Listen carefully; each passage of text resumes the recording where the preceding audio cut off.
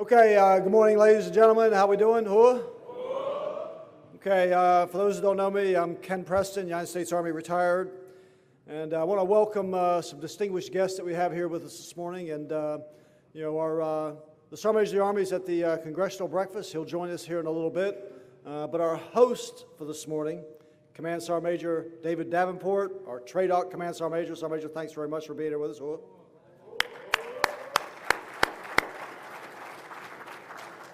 And I'll also say, too, welcome for all the senior sergeant majors that are here, and I think the professional development forum that Sergeant Major Davenport and the team are, what they have laid out for you is going to be inspirational. And if you don't know a lot about what's going on in the Army, stick around because it gets better.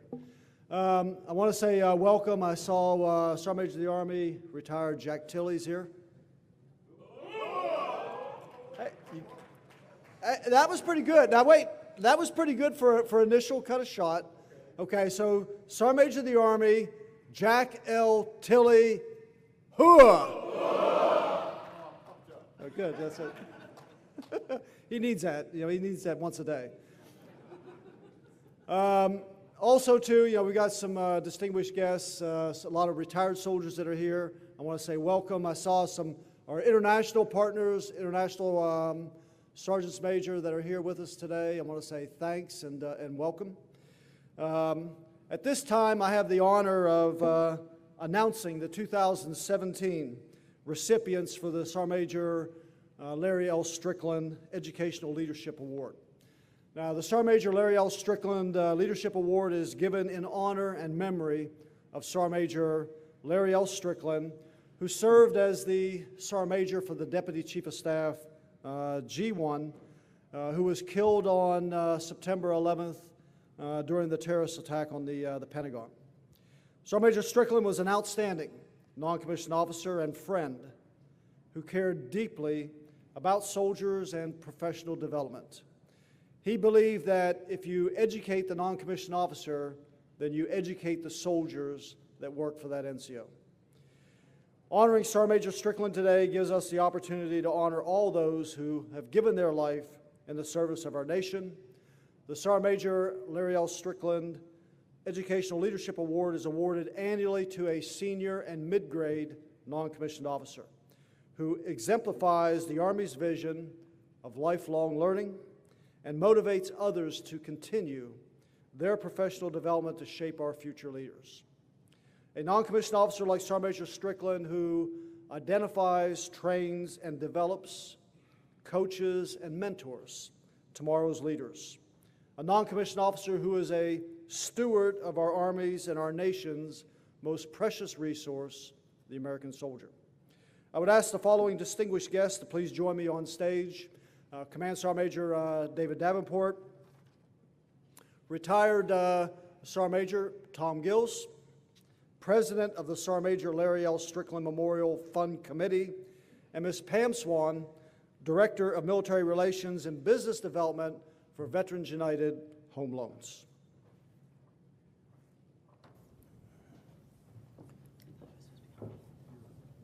Which is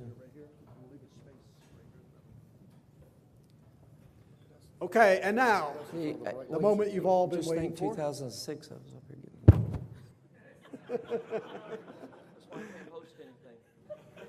And now, the moment you've all been waiting for, the 2017 Sergeant Major Larry L. Strickland Educational Leadership Award Senior Non-Commissioned Officer recipient is First Sergeant Scott L. Tate.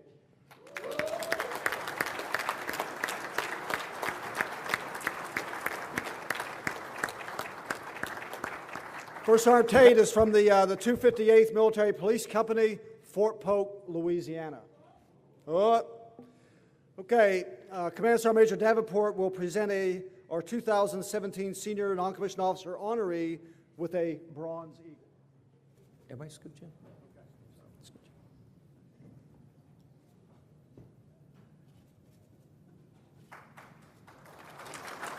in. Congratulations.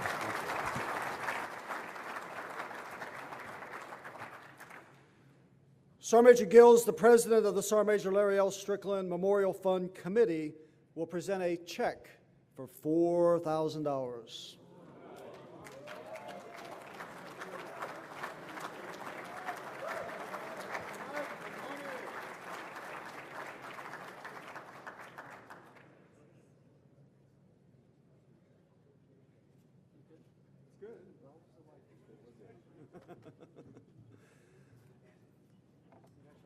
No, wait, don't turn off.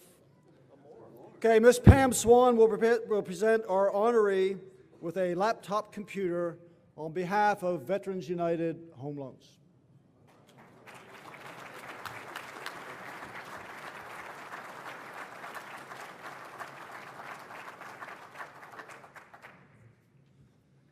In addition to the Bronze Eagles received here, there is also a large Bronze Eagle on display at the United States Army Sergeants Major Academy at Fort Bliss, Texas. All the Eagles are from your association, the Association United States Army, and the name of each Strickland Award recipient has been added to the permanently displayed Bronze Eagle at the United States Sergeant Major Army Academy. So for those of you get down there, it's in the lobby area there in the auditorium, the master bedroom. So with that, one more round of congratulations for First Sergeant Tate.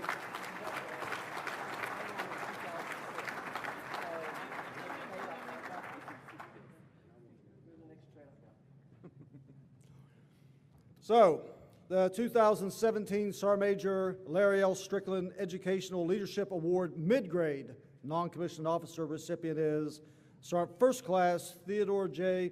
Kirchmere.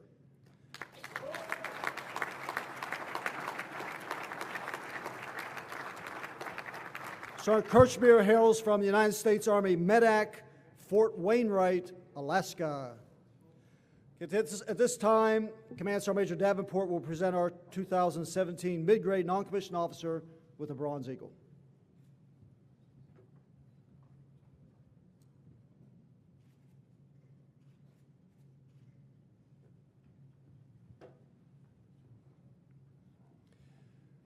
Sergeant Major Gills, the president of the Sergeant Major Larry L. Strickland Memorial Fund Committee, will present a check for $4,000.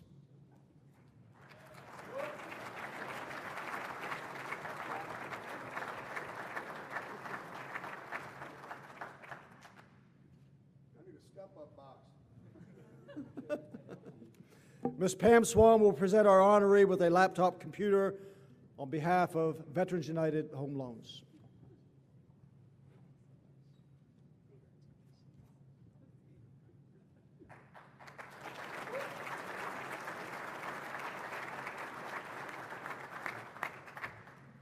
Okay, thank you.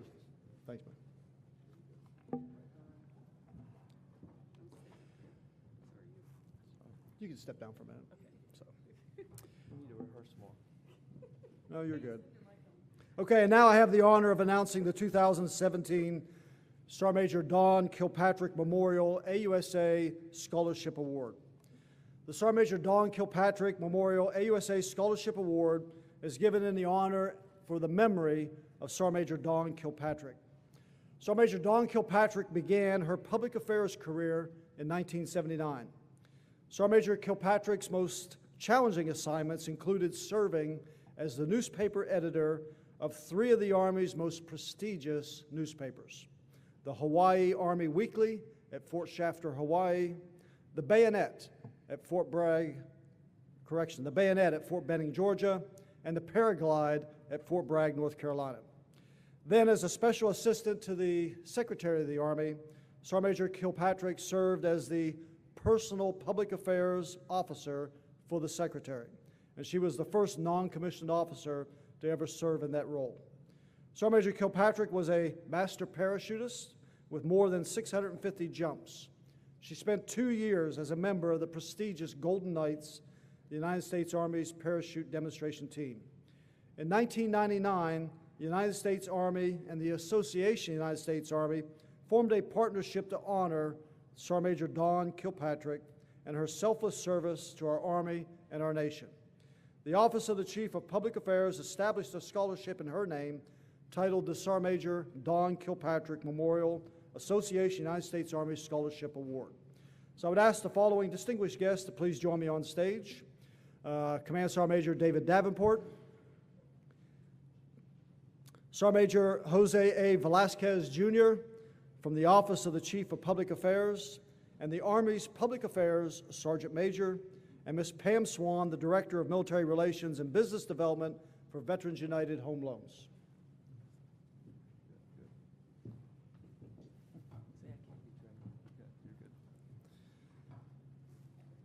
And now, the 2017 recipient of the Sergeant Major Dawn Kilpatrick Scholarship is Master Sergeant Jeremy W. Bunkley, 1st Armored Division, Public Affairs.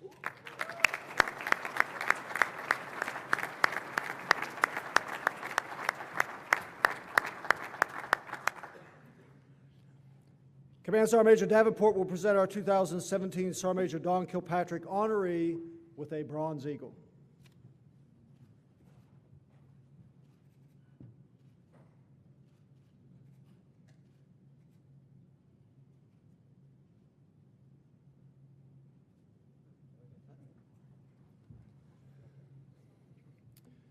Sergeant Major Velasquez will present a check for $4,000 to Master Sergeant Bunkley.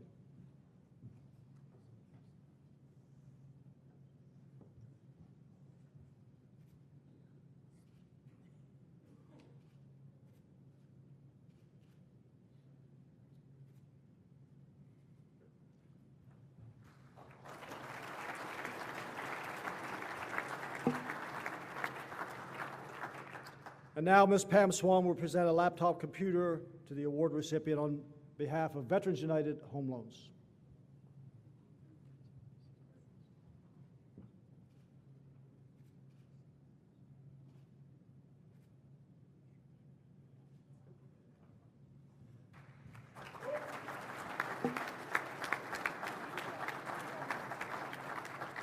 Good. Thank you all very much. Well, how about one more round of applause for all of our award recipients?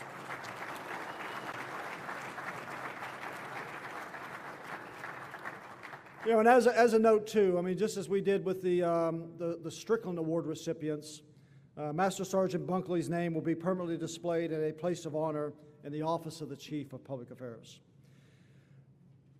Earlier this year, AUSA, specifically AUSA non-commissioned officer and soldier programs, was asked by USAA, specifically the Military Affairs Army Office, to establish a scholarship fund for soldiers.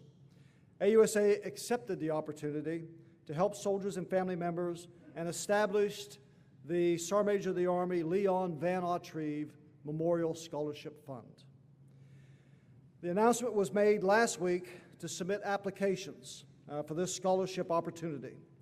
There are 7 scholarships that will be given this November 11th on Veterans Day, 2017. Those 7 scholarships will be given will total 1 for $25,000, 1 for $10,000, 1 for $5,000, and then 5 for $2,000 for a total of $50,000. Applications are in the back of the room. We've got applications out here for you to take and see those if you have not heard of it.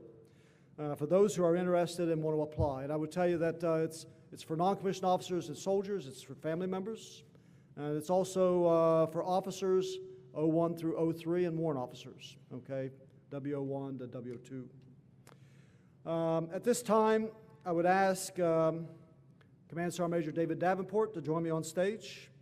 I would also ask Command Sergeant Major Retired Bob Winsenreed, the Military Affairs Liaison for the Army team with USAA, which I'm very proud. I've known Bob now for a very long time. And also Command Sergeant Major Retired Troy Welch.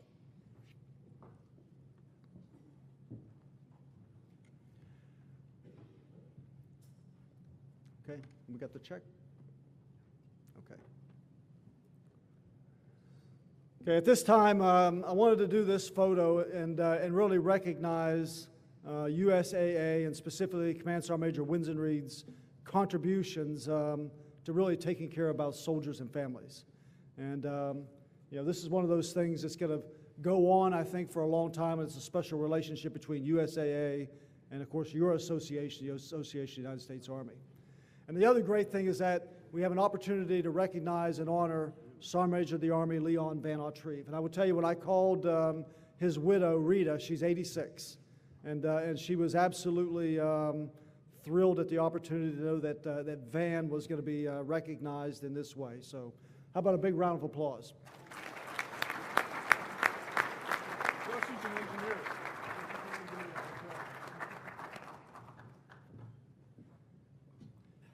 And for those that don't know, Sergeant Major of the Army Van Autreve was an engineer.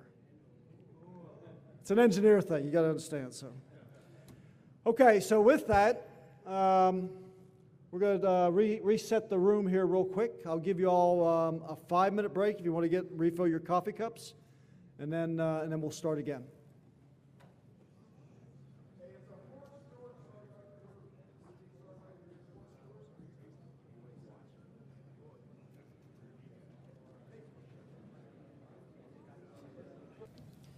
Okay, hey, while everybody's kind of making their way into the seats, what I'm going to do is we'll start. First off, for everybody that's here, I mean, this is a professional development forum. This is going to be a great venue, and I encourage you to take notes. I mean, because you're going to get a lot of information in here, and and for all the soldiers that had the opportunity to come in here, TDY from home station, the reason that the Army's allowed to send soldiers to these kind of venues is for the specific reason for that, you capture, the knowledge that's here and you take it back to your units. One of the things as a young staff sergeant, teaching at the schoolhouse a long time ago at Fort Knox, on the north end of Schedule Hall there was a sign. And on that sign it said, and really it was designed for all the students that went in and out of that hall.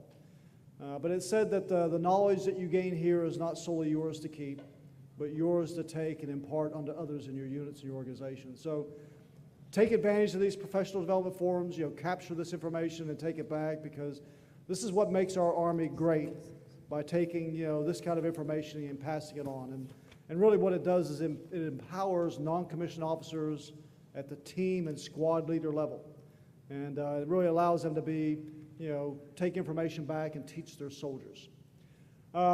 Before I turn it over to Command Sergeant Major Davenport, I want to just say a couple words about him as our TRADOC Command Sergeant Major. And I've known Sergeant Major Davenport now for a long time and in many different capacities. And I'm kind of hesitant to say that, what I'm about to say, because I don't want him to get an inflated head. But he's one of the best Command Sergeant Majors, one of the smartest Sergeant Majors I've ever known. And he's very, very good. He's been very loyal to the Army and very loyal to our non-commissioned officers, our soldiers, and of course our senior commanders that are out there. And so I just want to say thanks very much for what you do. And a lot of you don't see behind the scenes, what the Army Command Sergeant Majors do, with the SMA. And so the things that we're able to do for the Army and really allow the Army to advance and continue to get better each and every day, it really comes back to us. It's all of us that are in uniform, or those that served before. But for those that are in uniform, the senior leaders are the ones that have the opportunity to look out there and take a look at the Army and say, this is the direction, or these are the changes that we need to make. So it's something we can all be very proud of, how adaptable our Army is as each year goes by. So with that, I'm going to turn it over to our TRADOC Command Sergeant Major, Command Sergeant Major David Davenport. Thanks, Sergeant. Well, I'm not going to use the podium, and you already know I'm wired up, so I prefer to kind of move around a little bit. But hey, thanks for everyone coming out, and thanks for AUSA for hosting this event so that we all can come together as professional, non-commissioned officers and talk about the profession that we all love so dearly. So, Mr. President, I really appreciate the kind words.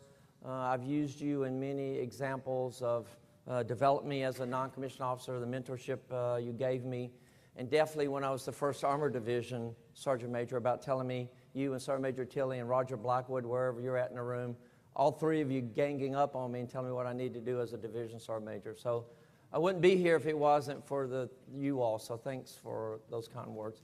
Also, it was a little weird. I was telling the 1st Sergeant when he came up here to accept the Larry Strickland Award that in 2006, I earned the award. So I am looking for a backfill, and you might be the guy. So congratulations to both of you for winning that prestigious award. Now, this morning, I know we're in here for quite a long time, but I prefer to get, I'm maybe speaking for the panel, but I'm in charge. I prefer getting the questions as we go along. So if it's, if you come up with an idea or a thought and you just got to get it out. Just go up to a microphone. We are streaming this, so we do need to use the microphone so everyone can hear what you have to say, your ideas or your thoughts. Now this morning, I'm joined by two other panel members. Sergeant Major Retired Joe Parsons is going to talk to us this morning about the credentialing efforts that we're doing throughout our Army. And our new USASMA Commandant on the end there, Sergeant Major Jimmy Sellers, is going to kind of give us an update of where we're at with our DLCs, formerly known as SSDs, the BLC rewrite, and where we're at with the Leader Core competencies. So we got an exciting morning planned for you. But really my part in all this, next slide, is really kind of, next slide, is kind of giving you an update where we're at. And so, as you all know, our education system began in 1973, where we started formally educating our non-commissioned officers. And that system has served us very well. The NCOs of the American Army, I think, is the example that others tried to emulate. But it was time to re-examine the way that we were developing NCOs. And what we came up with, it was more than just PME. We wanted this well-rounded non-commissioned officer with a broad scope of skills and experiences. So as you know, we set out to develop the new career map. And if you haven't seen the new career map, it's loaded on ACT. All the CMFs have it updated. It really goes along 5 lines of effort. First, NCOs learn by experience. So those jobs that we want you to have as a non-commissioned officer. The second line of effort is education. It is that it's not only PME, but we start having that discussion of the role of civilian education in developing non-commissioned officers. The third line of effort we call broadening, and that used to be the old SDA assignments, the special duty assignments, drill sergeant and recruiter. But we've expanded on that line of effort. We start talking about working with industry, training with industry. Academic fellowships. Sergeant Major Sellers is going to close his presentation. We're talking about a great opportunity to earn a master's degree and work at Sergeant Major Academy. The fourth line of effort is why we have Sergeant Major Retired Joe Parsons here. He's going to talk about the credentialing line of effort. It's those civilian credentials that we can apply to as we do our jobs to increase readiness for our Army. And then the last line of effort is JPME, the Joint Professional Military Education. And we're just beginning that work.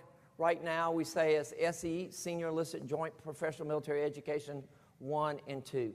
Because if you read the Army operating concept, you know that the Army is the foundation of the joint force, and we got to get our non-commissioned officers ready for those responsibilities that come with that.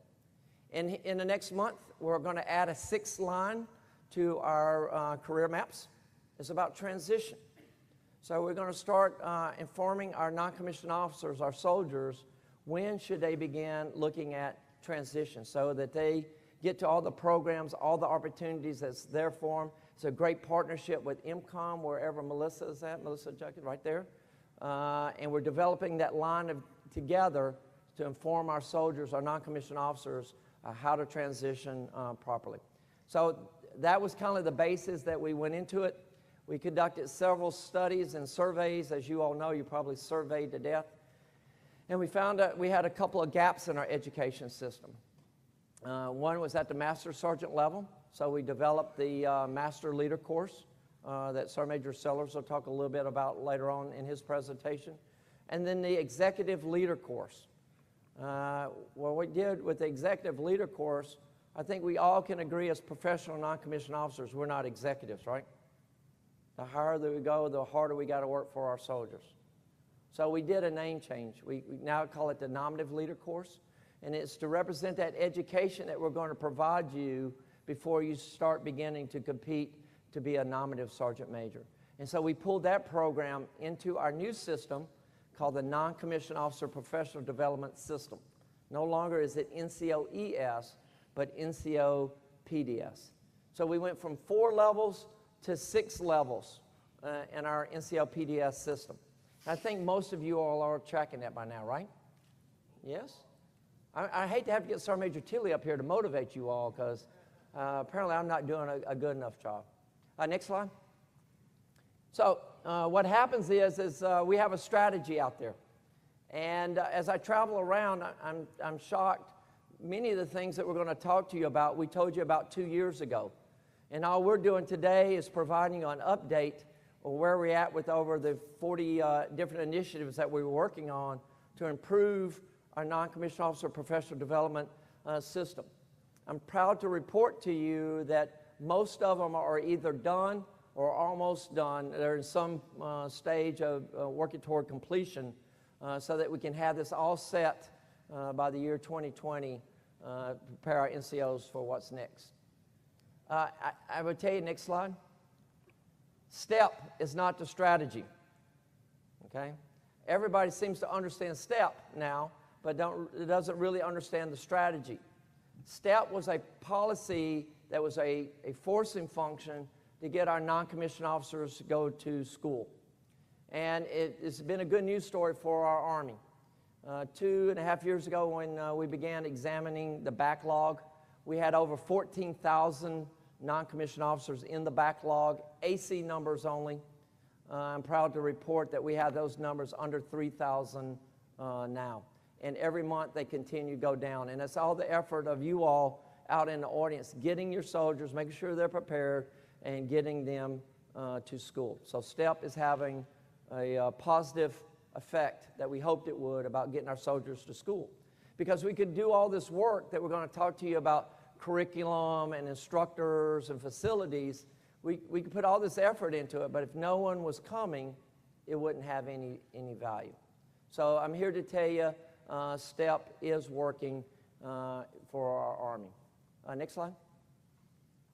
Now, as you know, it seems in the town hall that it was a myth out there that what we were trying to do was turn all our soldiers into college students. That's not true. What we did was a couple of years ago, we began realigning all our schools under a system we called Army U to mirror universities throughout our country so that we could compete for credits and kind of model their way of doing business. So we're well under that process. Sergeant Major Sellers, as a matter of fact, will talk about the accreditation of the Sergeant Major Academy, why that is so important. And I stand in front of you today in support of Army University, and I want to explain to you the reason why we moved USASMA from a direct report to me, to Trade Sergeant Major, underneath CAC, so we could take advantage of this great system. We moved to Sergeant Major Academy last year underneath CAC. We began the process of realigning the institution to the university system. It's paying huge dividends because as we professionalize the staff down at USASMA with these master's degrees that Sergeant Major Sellers will talk to you about later, it just made sense because we could partner with the accreditation already taking place with CGSC and out there at CAC with the Mid-States region, I believe it is. That lineage, we didn't have to do a new startup. And because we could partner with the Army U system, it reduced the amount of time that we can get accredited from 7 to 10 years to 3 to 5 years. And I'm going to tell you, Sergeant Major Sellers and them are way on. They're doing a fantastic job of accelerating that. And so I'm very, very proud of where we're going to go with the accreditation of Sergeant Major Academy. And what that means is as we write our POIs in the future, it's more about outcomes rather than just taking tests, and we can maximize that experience toward college credits. So I know that there was some concern out there in the force why we moved it. That is the reason why we moved it to Army University. It's been a huge win for the Non-Commissioned Officer Corps. All right, next slide. So Sergeant Major Turnbull is not feeling well, so I'm going to step in for him. One of the things they teach you at the Sergeant Major Academy, if you're going to give a briefing, make sure you know the material. And after working on this for the last 2.5 years, I got my battle buddies back. So next slide. And really what Sergeant Major Turnbull wanted to share with you all is the why. I kindly done that. Kindly highlight what we're doing with developing our faculty to handle the new way we want to conduct training. We're going to talk about the new 1059. I think Sergeant Major Johnson I ran into. He's here. He can elaborate on that a little bit. We're going to talk about this transcript that we're going to try to develop so that we can record all our military training, all our credentialing efforts, and our civilian education, one-stop shopping.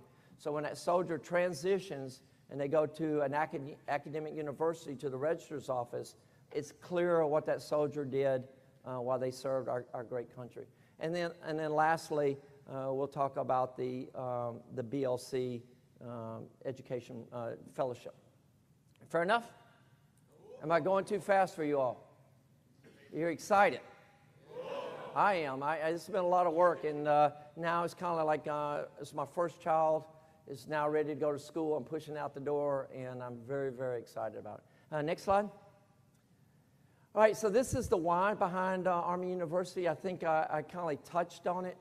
Really, it's to align us to the academic environment. It's to put, throughout all the surveys and studies we did, it's about rigor and relevance. We were just wanting, soldiers were memorizing things for tests rather than really learning. And so, as you know, in the Master Leader course, how many of y'all have heard about how hard the Master Leader course is? Really? Just a few? Well, it's a lot more reading. There's no true, false, multiple tests in there. You have to write your understanding of the question. And it's not what we're used to in our NCO PME. It's more outcomes-based rather than what you get on your test. And the more that we partner with academic universities, and some of your will talk more about that, the more relevance or similarities we have to the university system, and it'll help us to transition as non-commissioned officers. All right, next slide. So a lot of work has gone into this. When I first became the TRADOC Sergeant Major, I was wondering how we could recognize AIT platoon sergeants with a badge. And I said, well, don't we have this badge program already established? And they brought it to me, and they was explaining to me how it was only for NCOs teaching at NCOAs. Well, we have great non-commissioned officers throughout all of our institutional environment. We have great officers, we have great warrant officers, and we have great Department of the Army civilians educating, teaching our soldiers. So I thought the badge should be applied to everyone that educated soldiers. And so that was the first thing that we went in to figure out, is how we could apply the badge to everyone in the force, just not non-commissioned officers in an NCO academy. And then handing the program over from me to CAC and the Army U system, they were really able to examine the educational requirements for those badges. So it applied to all the cohorts, just rather than the NCOs teaching at an NCO academy. This badge is more than just how many hours that you are on a platform. It's about, again, experience and education. So as you can see on the left-hand side of the slide, it's not only hours, but it's also education as we professionalize the instructors in our academic environments. Next slide. And so this is a good news story. Sergeant Major Johnson just sent out an email to Sergeant Major of the Army and myself a couple of days ago. This is moving forward, and I believe it's December of 18? December of 18, we should be ready to go with the new DA 1059, DA Form 1059, our academic evaluation report. Just a couple of things I want to highlight about that is that, first of all, we're moving away from all bullets to a narrative that NCOs, our instructors, are going to have to write about their soldiers. Some of the things that we're going to include on there is grade point averages, your class enumeration. Sergeant Major of the Army, Dailey was student 1 of 500. at USASMA, and Davenport was 500 or 500 at USASMA. So that is an enumeration. We're also going to put on there your height, weight, APFT score. Have you completed, are you self-aware about your leadership style, MSEF 360? And then lastly, the writing assessment score. As you may be aware, if you're keeping up, one of the tenets in the LCCs that Sergeant Major Sellers is going to talk to you about is a communication program. We're going to work on the non-commissioned officers, both the oral presentations and their written ability.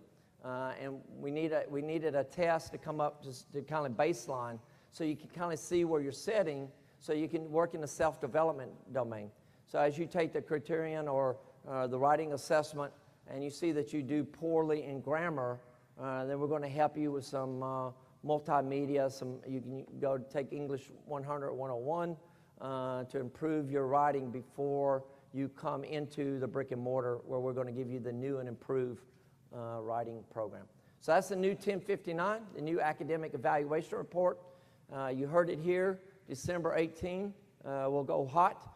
And of course, if you're a commandant or instructor in here, of course, Sergeant Major Johnson will make sure, and Sergeant Major Sellers will make sure, and CAC, that we backwards plan from that release date.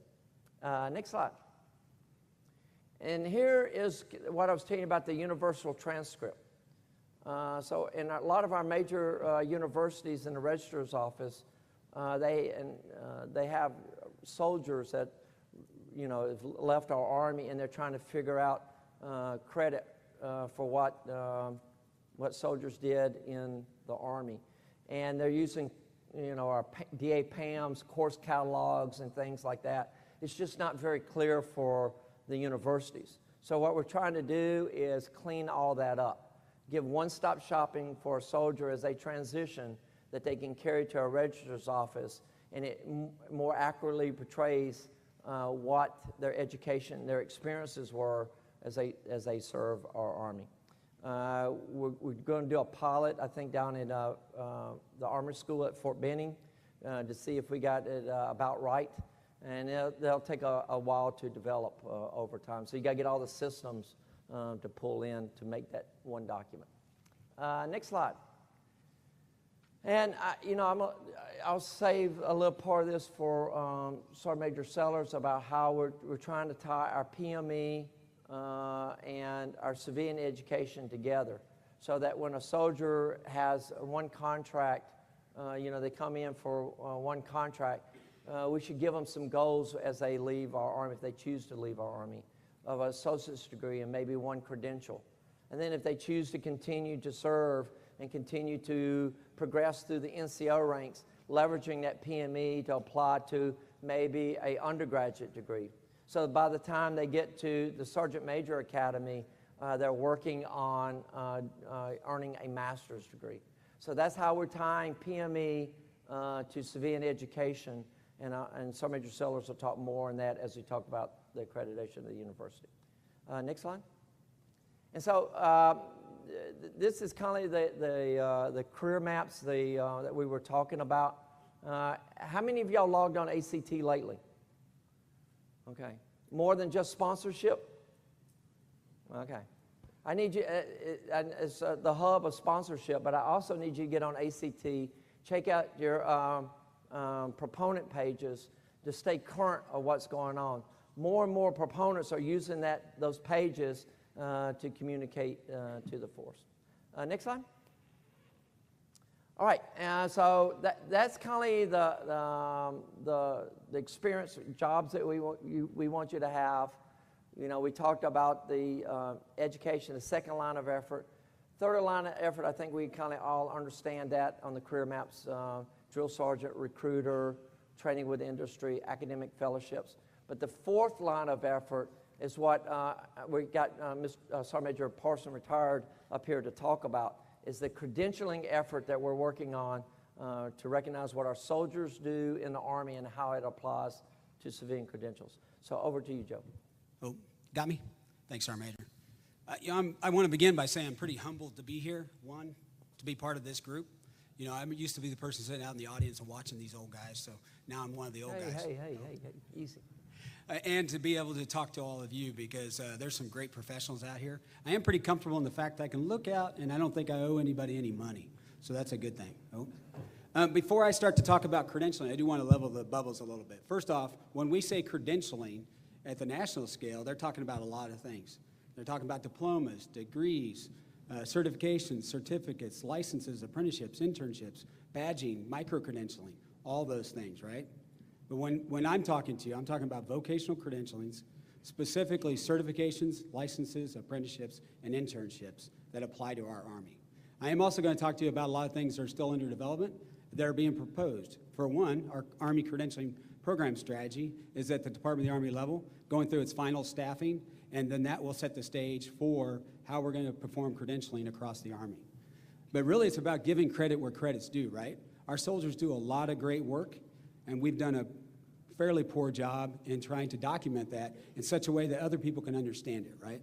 Same with your PME and what they were talking about with our articulation agreements, and to trying to determine, okay, that equals to history, up until 1865 or whatever that class might be.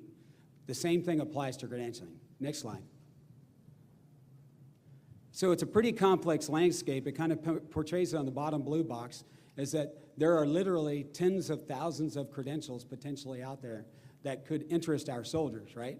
But we have to do our due diligence and make sure we're not allowing our soldiers to pursue something that is not going to be a benefit to them, possibly to the Army, and to our nation ultimately, right?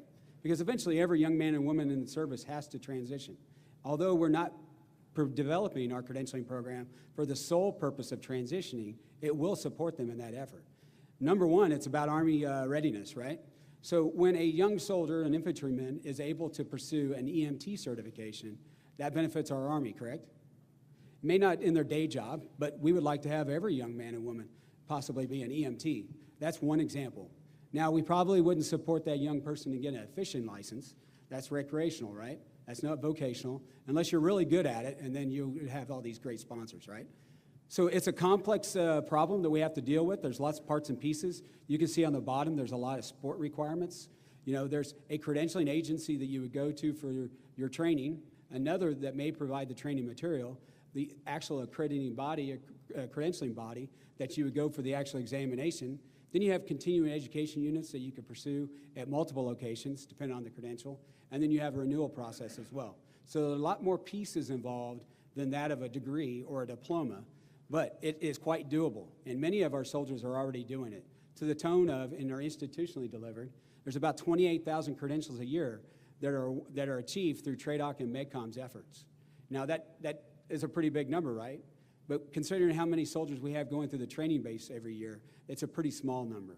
And considering the fact that about 40% of our soldiers are combat arms that don't have a credential directly aligned with them, we can do a little bit better job. And that's where the second part comes in. Next slide. So I'm a picture person. I like pictures. This is sort of our learning environment, as you could look at. That could be your entire term of service, or it could be a career. So the first bookcase is all the learning that takes place institutionally, what we receive through our training base, through all of our PME, through our military technical component, and all those things that build over the span of our career, whether that's 3 years or 34 years. The second one is what I talked about a little bit. Sergeant Major Davenport talked about our civilian education, what we can do for voluntary education. Education-wise, we've been supporting soldiers pursuing a degree for about 5 decades now. And for the most part, we didn't really care about what they pursued. We just encouraged them because we see all learning is good learning, right? But for vocational, we've kind of let it slide by the wayside. After World War II, our Army led the way as far as young persons entering back into the civilian population. Those industries wanted our soldiers to come to them because they had that mastery, that technical expertise. We have that too. We just have a poor job of displaying it in a way that they understand it. Our techniques might be slightly different, and our terminology may be slightly different, but how we attack a problem is very similar to what they do as well. And so we just do a better job of supporting our soldiers in that transition. And then you see on the final part of it, what you've heard about credentialing over the last 5 years has been focused heavily on our transition, right? What soldiers could do through Installation Management Command with our Career Skills Program and other great programs. But I'm here to tell you we won't need any of those transition programs if we do our job from the moment their soldiers raise their hand. From the moment they're coming in, we're making them a little bit better, right? We're instilling values and discipline. We're providing them a military technical expertise that often transitions. You know, a welder in the Army does everything that a welder will do on the outside and then some, because they literally get tens of thousands of hours of training education as opposed to their civilian counterpart. A lot of it through simulations that are far better than what you see on the outside. So our next effort, the biggest push we're having right now, is with self-directed credentialing. We purposely called it self-directed and not voluntary credentialing so we could delineate between voluntary education programs and credentialing programs to make things a little bit simpler for those who are involved. Because all the way at the top, statutory requirements tell us to do so. Our Army is required to have a credentialing program, and we are in the throes of trying to make that a reality with a funding stream and some other things that should be forthcoming so that you, as a soldier, will be able to pursue one or more credentials during your term of service. All those details will be worked out, and what we hope to have is that you establish a credentialing pathway so that if you're a certified associate in program management, you can go on to be a program management professional, to go into project management, so on and so forth. So they're stackable, progressive, and they build over time, and they lend themselves for you to be marketable once you leave the service. Next slide.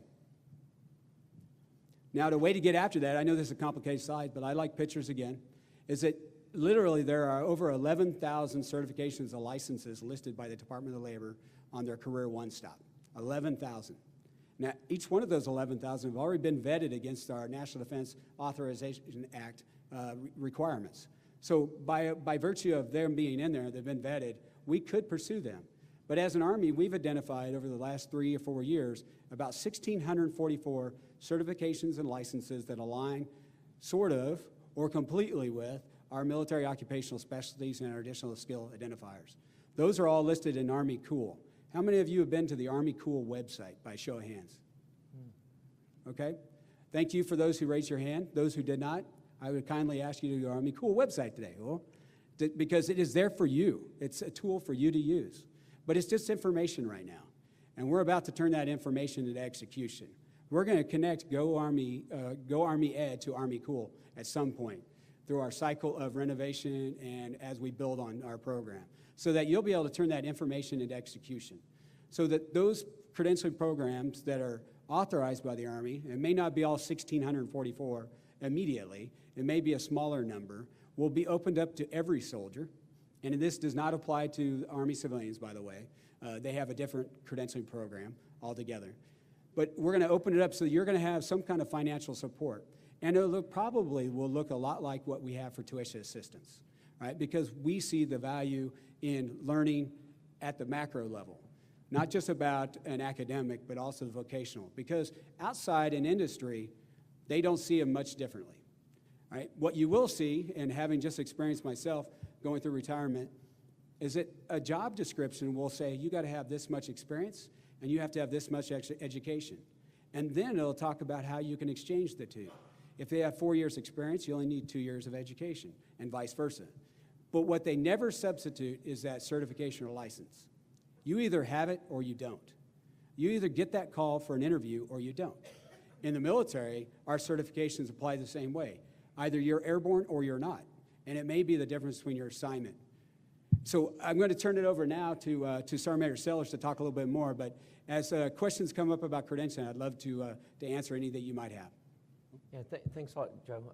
Now, before Sergeant Sellers kicks into his stuff, kind of what we're going to try to do is kind of paint a picture. We've done all the planning and prep for this work we want to do with our PME.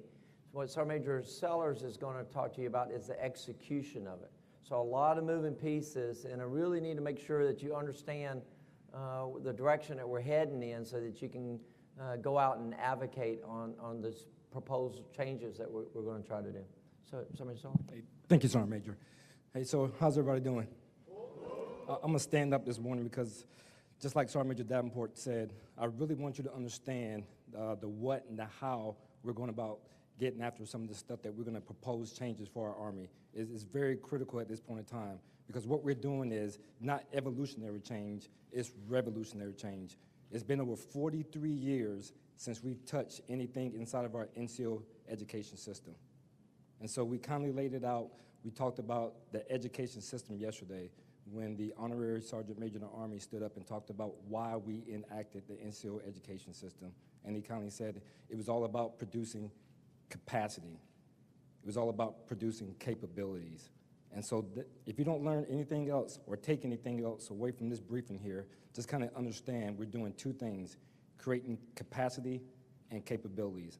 And you're going to see that as we articulate it throughout these couple of slides. So just kind of understand the direction that the Army is going and all these different proposed changes, and be able to go back to your organizations and implement those changes as well as we move across the different lines of effort.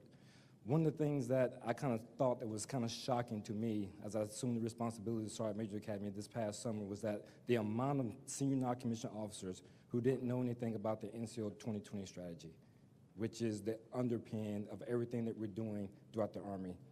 Now, raise your hand. I don't want to insult anybody's intelligence, but if you know the 3 lines of effort contained within the NCO 2020 strategy, just kindly raise your hand. Okay, so NCO 2020 strategy, 3 lines of effort contained within: development, talent management, and stewardship of our profession. That's what's driving the direction that we're going right now. And so if you don't understand that as a senior non-commissioned officer in our Army, we're taking backward steps. We need everybody to kind of read that 14-page document, understand the 3 lines of effort, and know your role into making sure that we push that across the finish line. Because if you don't, we're just sitting here talking to each other, and we're kind of admiring the problem and not really doing anything about it as our roles as non-commissioned officers. So as we're going through this, let's just be this engaged brief, and let's talk about some of the things so that you have a good contextual understanding about what we're doing and what you need to do in order to make it happen. So next slide. Here's the agenda. We're gonna spend a little time talking about a couple different things. Leader core competencies, the ARTIS formerly known as Common Core, and distributive leaders course, ARTIS formerly known as SSD. Next slide. Here's the purpose.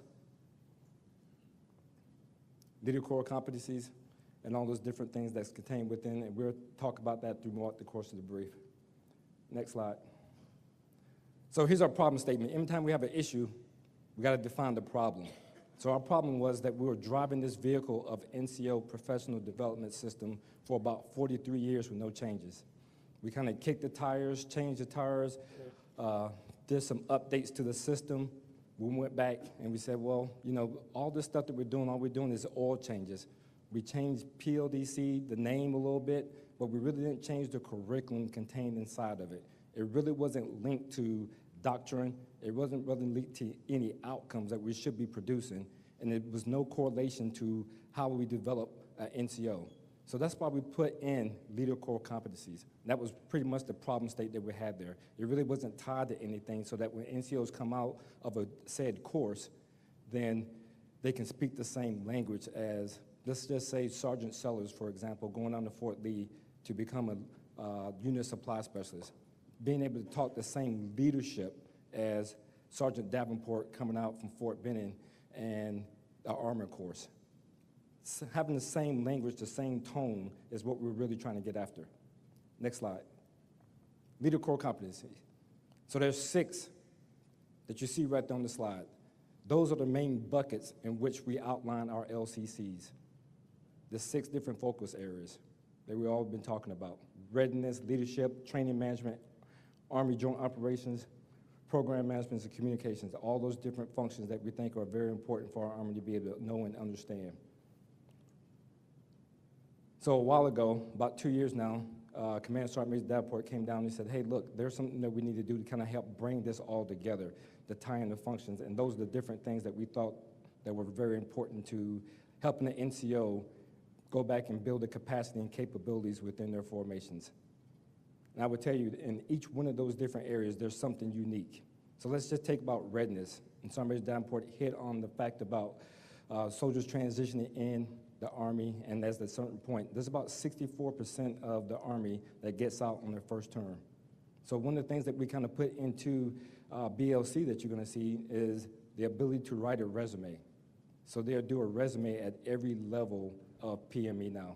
When they come into BLC, They'll have that resume evaluated by one of the instructors, and the same thing for ALC and SLC, and then the Sergeant Major course. So the intent behind that is when they graduate the Sergeant Major course, they have a full, complete resume, and all they have to do is continue to add on to it. And then when they transition out of the Army and that resume is looked at, it's already completely, fully done. But at least they get that practical exercise on how to do it as they're going through the process. Next slide. So here's what we did. It was a total force solution. Compos 1, 2, and 3 all got together, went around and did these surveys to all those different locations that you see on the screen. And so we took into consideration the needs, the target audience, the gaps, and how we want to get after it. And we surveyed everybody from the rate of E1 to E4 and took into consideration what they thought NCOs should be, know, and do in all those different areas that we had some gaps in. And that's how we came up with the Leader Core Competencies, LCC. No longer Common Core, but Leader Core Competencies, all those things throughout different levels of NCO PME that every non-commissioned officer at all levels should understand. Does that make sense? Okay. Next slide.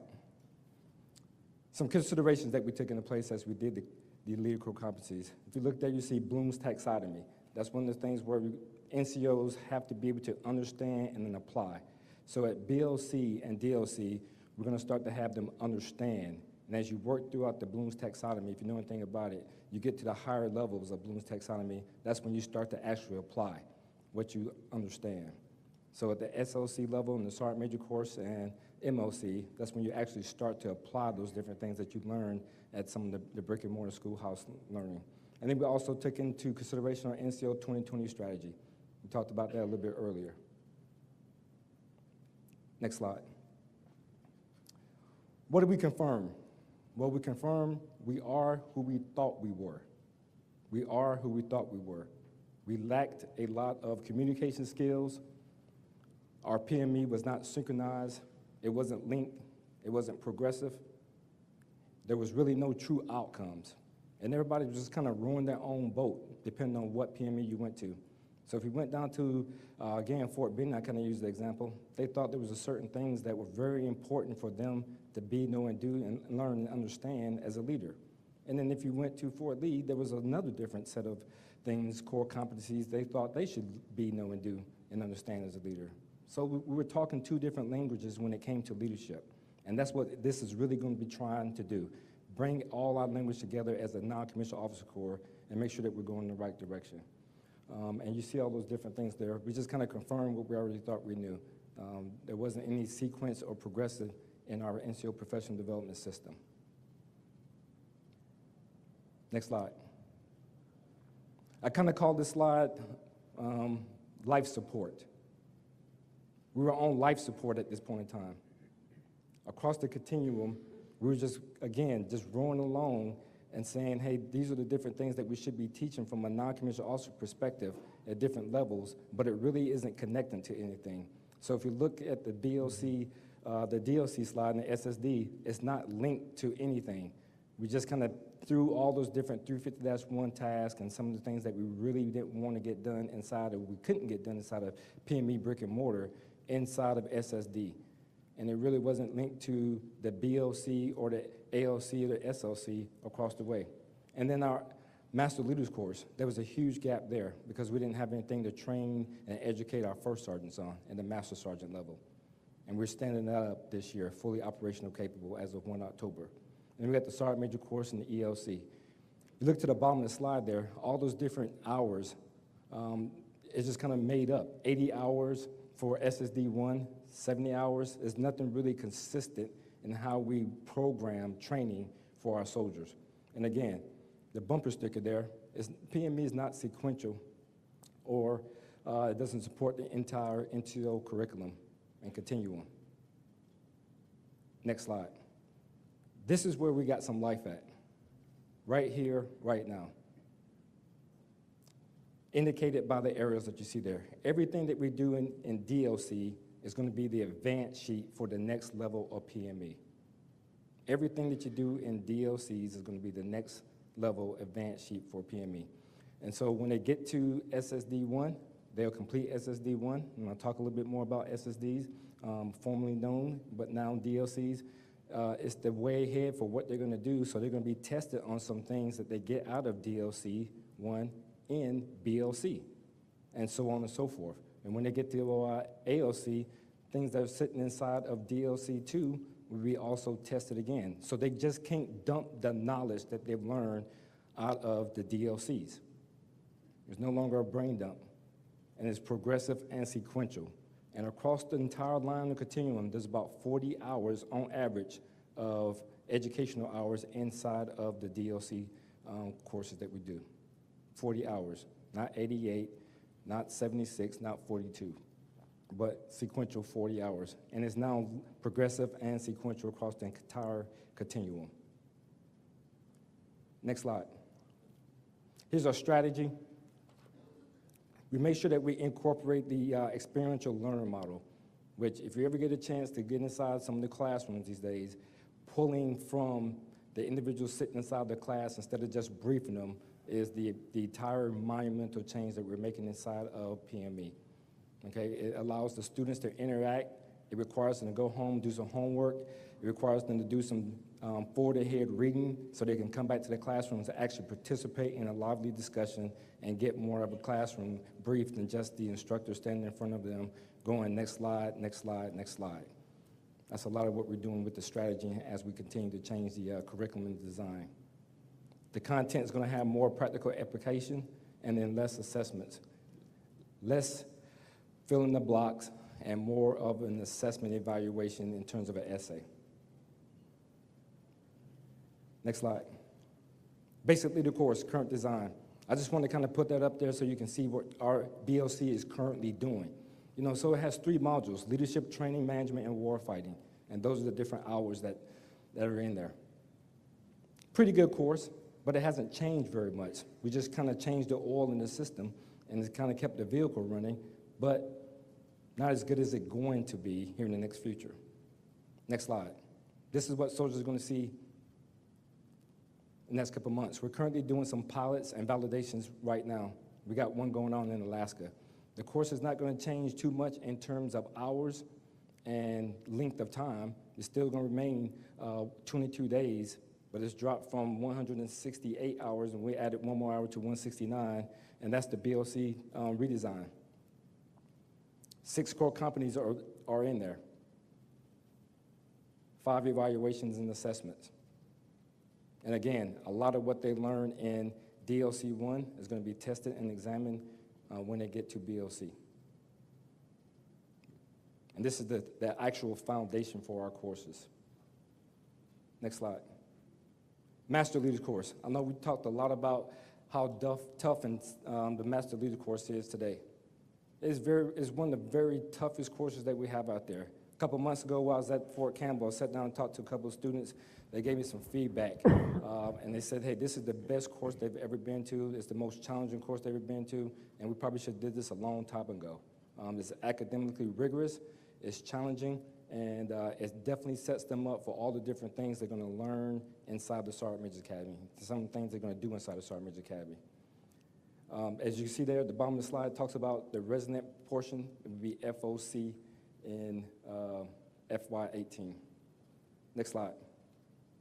So here's some outcomes, some of the things that the students are saying about MLC. We've been doing MLC for a year now. And they're glad that we invested in their education. Next slide. DLCs. That's what we have in DLCs today.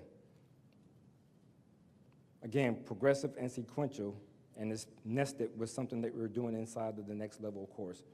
I'm just going to kind of quickly leave this up here and then move on to it because I want to talk to you a little bit more about DLCs in the subsequent slides. Next slide. So here's what DLC looks like. I think everybody remembers, if you've done SSD 5 for some of the senior leaders out there, if you did it, then you saw that we had a lot of pictures in there, right? And you just kind of clicked through the pictures, answered the questions, and moved on to the next module. Well, you're not going to be able to do that anymore. Not going to be able to do that anymore. You're going to actually get something out of it. So when we went through and we developed DLCs, we did the pilots, and this is a little something what you're going to see whenever you see DLCs now. More interactive. So if you've ever seen or played the game Call of Duty, How many of you ever seen that? Call of Duty. Yeah, they've seen it. All right, some of you have. It's a game that's been out there for a while, a lot of interaction, and it makes so the soldiers are very, very involved into this whole program here. And so they get a mission statement, it comes on just like Call of Duty, and it describes everything they have to do with inside the mission. It's great, it's phenomenal. The soldiers didn't want to pull in or pull out of the session that we talked to them with. So we put this up on the screen and showed them exactly what they were getting. We had Sergeant Major Davenport down a couple months ago. We kind of laid out for him exactly how DLCs were going to be designed. He brought in a team of the E4 Mafia, about 10 of them. They came in, they sat down, they said, okay, they were very, very intrigued by this whole process. They started to want to know, hey, what is Sergeant Smith, the character, what's he all about? Does he have any kids? How long has he been married? How many times has he been deployed? All those questions that you would think that soldiers want to know about to make them make a critical decision, they were asking. One of the critical parts about this is that this is no longer a click-the-method, slide-by-slide production. Every decision that a soldier makes in terms of DLC is graded and evaluated. And it comes out in terms of an overall assessment. So, and it's called branching. So if they make a decision based off the mission statement to do one thing, it can cost them some points in terms of their overall grade. If they make a decision to go and it was a good conscious decision in terms of character, leader development, it can gain them some points in terms of their overall grade. And so we talked about the entire course being continuous and synchronous. So here's the deal. The grade that they get from DLC is also going to roll into what they do at BLC. So they show up day one. What was your grade for DLC 1? Well, I got a 70. Well, you're coming into the door with a 70, and you're going to have to just now work your way back up. Or you got an 80. And so now I'm coming into the door with an 80, and I'm still have to work my way back up. So it doesn't allow them to do a brain dump on anything that they have going on there, because if they want to start off day one into their brick and mortar schoolhouse, they're going to have to apply themselves inside of the DLCs. And oh, by the way, if they just continue to try to go through it and don't really apply themselves and they fail a module, they get locked out for 30 days. And their NCOICs get sent a note saying, hey, you got to go back and coach, teach, and train your soldier on whatever module they failed, and then come back on the net and let us know when they're ready. Time is ticking. And so as those 30 days go by, somebody else is going to PME brick and mortar, getting ahead of them in the step process. How's that for a wake-up call? Next slide. Some of the outlines in terms of an AAR. One of the added features that we added on with DLC is the ability to do an AAR process, what they did in the decision-making branching process of how they went through the modules. So on their character, it evaluates them on their character. On their leadership skills, it evaluates them on the leadership skills, so on and so forth. And then it gives them an assessment. Next slide. This is the assessment that it will actually overall progress on how they're doing inside the course. It lays it out for them clear fat so that they understand these are some things that you need to work on in terms of your leader development, character, competence, and professionalism in the core. Next slide. Sergeant Major Davenport talked a little bit about what we're doing in the Sergeant's Major course. There's a lot of different things that we're doing in terms of working out the bachelors for leadership and workforce development. And so this November, about November 14th, the Higher Learning Commission is going to come down to who we're going to get accredited under, which is the CGSC out there in Leavenworth. And so what's going to happen is they're going to come down, they're going to evaluate our entire curriculum. And we've already gone through the process right now, and we end up averaging on about 40 to 42 semester hours for a non-commissioned officer coming through the Sergeant Major's Academy towards their education for a bachelor's degree. So what does that mean? That means that if you're a Sergeant Major that comes in with no degree, this is the opportunity based off of our new curriculum for you to walk out the door with a bachelor's degree. So on the same thing with an associate's degree to walk out the door with a bachelor's degree. So this new continuum gives us the opportunity for 42 semester hours for a sergeant major to walk out and get that. And I get the question all the time about, hey, so what if I was class 52 and I want to get my assessment done now? It doesn't count because it's not the same course as class 52. Okay, so you can't do it. But what we're doing is a pilot program for class 69. And so we're working with the Higher Learning Commission, and one of the things they may do is allow us to grant those degrees for class 69, but class 70 would definitely get it. So a little explanation about the chart. Currently we have 5 departments, and what we had to do in order to go with this degree program is narrow it down to 4 departments. So that's what you see there. So you're going to see 2 departments from the Department of Military Operations and GEM conversion to 1, and then the other 2 departments, Department of Force Management and Department of Command Leadership, and then the last department, which is the most interesting one, is the electives department, Departments of Professional Studies. So the first one, you're staying in that department, for example, for 60 days, and then students will go there for 60 days, and they'll rotate between the 2, 30 days between each department. And if you start out in the Department of Professional Management Studies, then you'll stay there for 60 days. And so that's your opportunity to work on things like credentialing, college education, certifications, and all those different things there to get yourself fully prepared to get all those general education parts that you may have missed along the way completed. And then you rotate between the departments. So all in all, 4 departments, opportunity to get a lot of college knocked out, as well as work towards completing the degree requirements inside of the accreditation program. Functional training. And also functional training in that department too as well, Department of Professional Studies. So anything functional training wise will also go. So for an example, I use myself as a supply logistician. When I got to the Department of Professional Studies, if I wanted to do something like functional training of support operations, because I know I was going into a support operations job when I finished, I can do that for a couple of weeks and get certified there if I didn't get it throughout the course of going through AOC or SOC. It's a great opportunity to complete it at that point. Any questions about that? Okay. Next slide. And so I talked a little bit about capacity when I first got up here, capacity. There's a lot of discussion about not having capacity to go to school. Within ATARs, there is a way to look and determine what more capacity do we have. And that's the system that I'm showing you right now, the ITCOT. Institutional Training Common Operation Picture. Okay, it allows you to get into ATARs for all your school NCOs out there. When they send non-commissioned officers to school, I don't think they understand that there's a different tool to help send them across the One Army school system and look at across the board what seats we have available in our Army to send soldiers to school. So next slide. I said it's in ATARs, and this is the map. Once you click on the ITCOT button, it'll show you where seats are available, the time and date in which the schools are out there for opening, and where your soldiers can go to school at under those functional courses and some of the other PME courses that we have. So there's vacancies out there for MLC course at Fort Dix, and you got it on the OML, your soldiers can go to that course. Next slide. Subject to your questions. Okay, well, if we can go one more slide.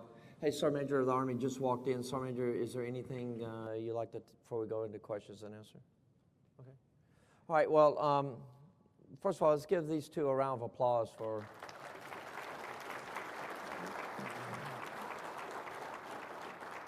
All right, if we can go to the last slide, please. There's one more.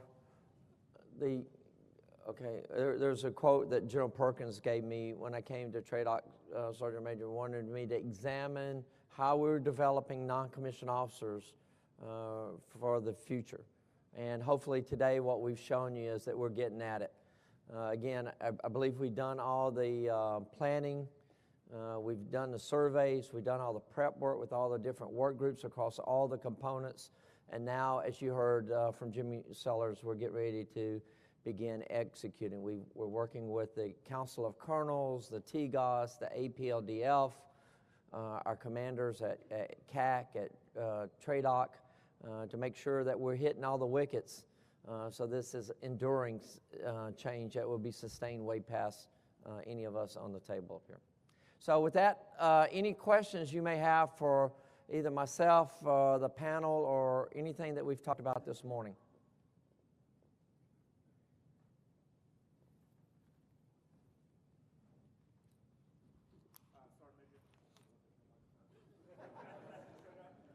There you go, right behind you. We're mic challenged today, SMA.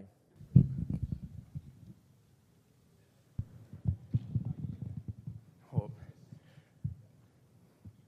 Roger, Sergeant Major. Thanks, Sergeant Major, for the briefing. My question is to you, Mr. Parsons, in regards to the credentialing. Would you be able to provide examples of what you have in mind that some of the training that we go through, for example, like MFT course, maybe being able to get a certified personal trainer degree? Is that something that's possible, or do you have some other examples that you have in mind that we would be able to get? No, that's a great example. Master fitness trainers, becoming certified personal trainers, or certified fitness instructors, or small group fitness instructors. Those are all great examples of daily duties that our non-commissioned officers perform that they don't receive additional credit for. You know, an NCO leading PT every morning, beyond just the goodness in doing PT every day, and you should, right, to maintain your physical individual readiness, there's also things that you could apply outside. You never know what that credential might lead you to. It's that body of work that we internally to the Army appreciate, one, for talent management and other things. We would like to know our non-commissioned officers have this breadth of knowledge, not just assume things about them. That's why a resume is important. That's why a joint service transcript is important. All those things apply because we don't do a good job. We just assume you come with those skills when you come to us. But the Master Fitness is a great one. How about all of our non-commissioned officers who run rifle ranges, who have to do PMI training? Why couldn't they be small arms safety training instructors certified? Does it not make sense? It does, but then when you start to explain to the folks, there's a few that drop off and say, well, that's of no value when they transition. Well, number one, we're not worried about transition. That's going to happen. We know it's going to happen. But we do value it in the Army. And we can gain some goodness by learning how the experts on the outside do something and how we might apply it on the inside and vice versa. They often learn from us. You know, there are plenty of courses, material, you know, like our CBRN, our hazardous material, all those things. We were the front runners in industry. They came to the Army. The Army showed them how to do it. And guess what? Now they're the front runners and we're behind. So we're playing a little bit of catch up. That's a great example of the Master Fitness. There are a lot of others that we want to help soldiers try to pursue. We don't want you to just pursue anything, though. You know, obviously, we don't necessarily see a value in a young person being a real estate licensed professional, right? I mean, how much real estate are they going to be selling in the Army? Virtually none, right? But there are plenty of vocational credentials that do apply to what we do on a daily basis or apply to additional duties.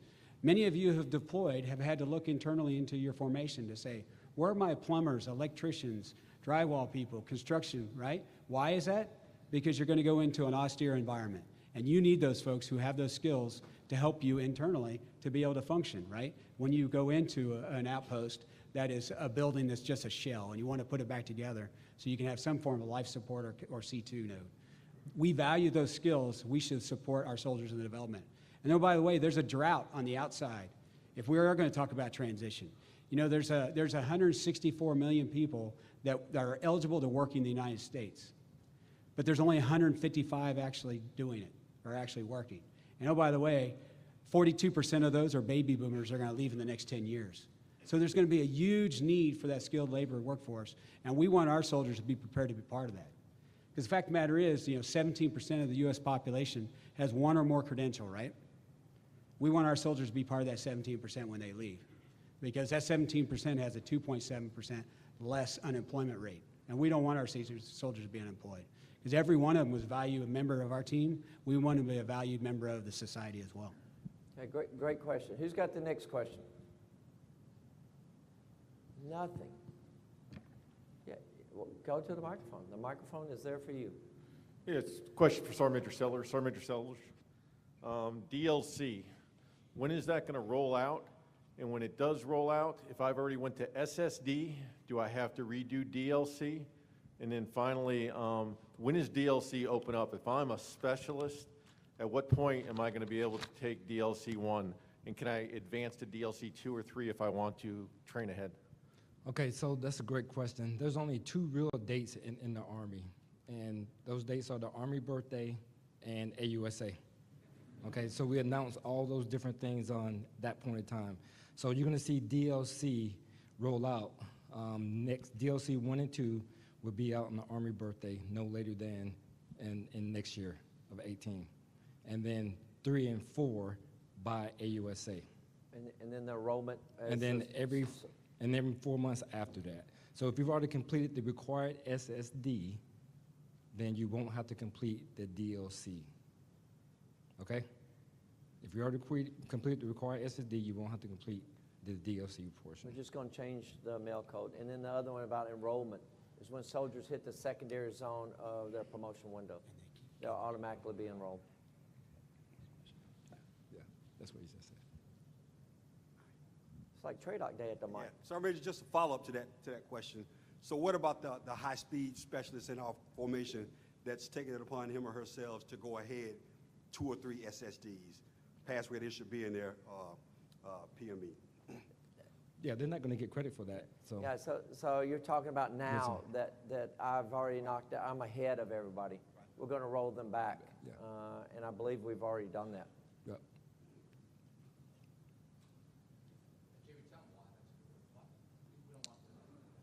No, we don't want them going ahead because it's important because now, like I said, it was progressive and sequential. It ties into the next level of PME that they're going to be attending. So we don't want them going ahead because now we just kind of broken that link. And so let me just paint a bigger picture, I think, what the SMA is asking for.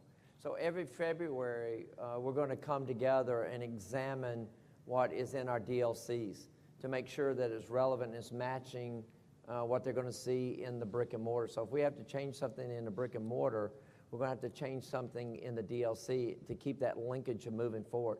What's great about the work we've done with DLC is rapid revision. So we come together and we can have the revisions in by the Army's birthday that June. It's a very quick turn. Again, just to highlight what Sergeant Major Sellers was saying earlier, that DLC is the advance sheet to what they're going to see in the brick and mortar. And so we have to keep those two things together. Sergeant Major, you talked a little bit about what it's going to look like Class 69, Class 70 as far as degrees and things like that. At what point in time do you anticipate we'd see something similar with the non-resident course, or is there a pathway to that with the non-res course? So one of the missions that we have right now at the Sergeant Major's Academy is to bring the non-res course closer to the Sergeant Major course in terms of continuum education, online degrees, and getting credit for those things as such.